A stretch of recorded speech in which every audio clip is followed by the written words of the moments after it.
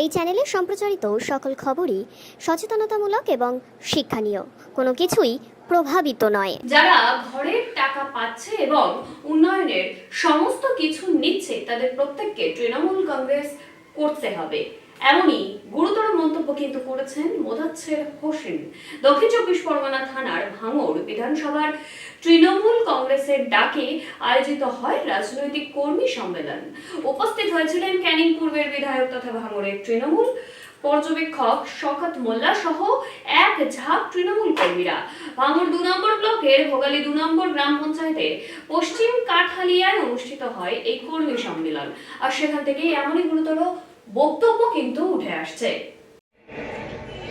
2026 সাল আসার আগে আইএসএফ বলে ভোগালিটিয়ার কিছু রাখা হবে না, কারণ আমরা ঘরের টাকা দিচ্ছি, আমরা বর্ষাকালে তেরপল দিচ্ছি, ঈদের সময় শাড়ি দিচ্ছে, কেটা দিচ্ছে আমাদের সওগাত ভাই। ঈদের সময় শাড়ি দিচ্ছে, পুজোর সময় শাড়ি দিচ্ছে, বর্ষার সময় ছাতা দিচ্ছে। এত কিছু দেওয়ার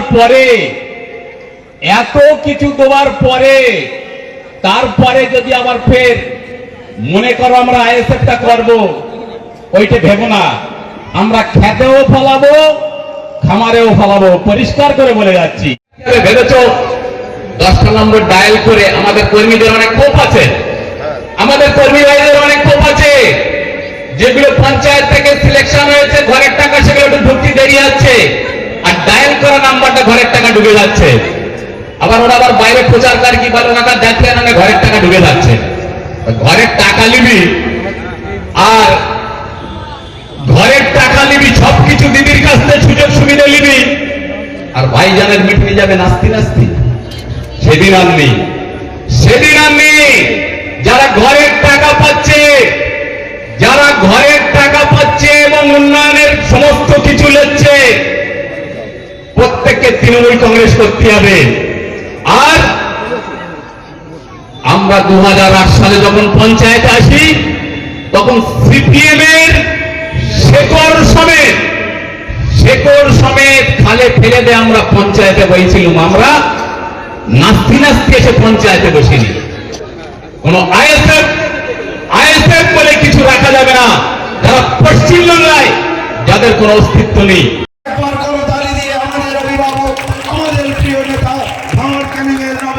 শওকত মোল্লা মহাশয়ের জন্য করতালি দিয়ে অভিনন্দন জানানোর জন্য অনুরোধ করছি। রাস্তার আগে আমাদের মতো সহযোদ্ধা দাদার সঙ্গে যারা আছে অনুগামী হাজারে মানুষ সামনে অতিক্রম করে তারপরে আমাদের প্রিয় বিধায়ক সম্মানীয় শওকত মোল্লার কাছে আসতে হবে।